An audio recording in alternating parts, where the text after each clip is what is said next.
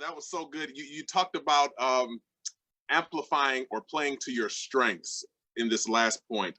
You mentioned being a visionary. How did you tweak things so that you could play into your strength as a visionary? What did that look like? So, that's a great question. So I think the most important question to ask yourself first is, what is your purpose? Like, what are you doing? I mean, I get you're in business, but what are you doing? What are you actually doing beyond the thing you're selling? Why are you doing what you're doing? What's your purpose? So I kind of went through this journey of trying to understand what my purpose was. And to understand what my purpose was, I first needed to understand what my strength is. Here's my strength, and I can simplify it for you. My strength is that I elevate. That's my strength.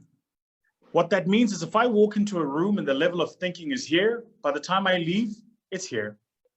If I have a conversation with someone and their level of aspiration is here, by the time we stop, it's here, right? So that's my strength. My strength is that I elevate. And my purpose is that I use my strength of elevation to empower other people, all right? And I do it in different ways. So the reason I can run a venture capital firm, and people talk about my successes in venture capital and our VC firm, I'm so excited. Our VC firm just won the best impact investment firm in Africa, right? Which is a huge thing, right? Thank you. So, but people talk a lot about our VC firm and not really about what my private equity firm does. Because in the VC firm is actually where my soul is expressed. Like that's where I'm uplifting people. I'm working with founders and entrepreneurs who are at the early stages of their businesses trying to build, right? So again, understand purpose. And then the second thing is to then ask yourself, so how do I play to win? So what is my purpose? Second question, how do I play to win, right? And that how is a very important question, right? Third question is, where am I going? What's the destination? And then the fourth question is, who's going to help me get there? Most people forget that fourth question. There's no such thing as a self-made anything. Everybody tapped into someone. You tap into a network, a resource, a sponsor, a coach, a mentor, a map, a mirror.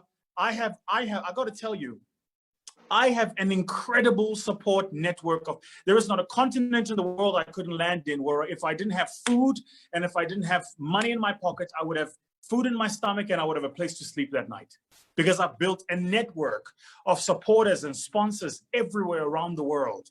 And you build that network by letting people know what you need, but also letting people know what you can give.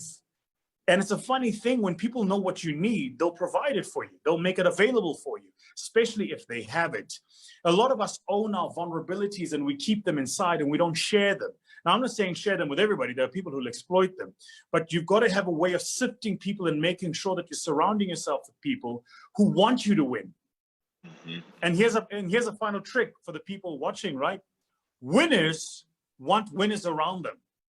So the trick to finding a strategy to win and the trick to winning is to find winners. Just go to the people who are winners. And usually you'll find that they're open, they're accepting, they're giving of their ideas and their thoughts and their networks because they want you to win, because that's what they're doing. They literally are winning every single day. The short-term deterministic kind of zero-sum game players are usually the people who are not winners because they are zero-sum game-based. It's either me or you.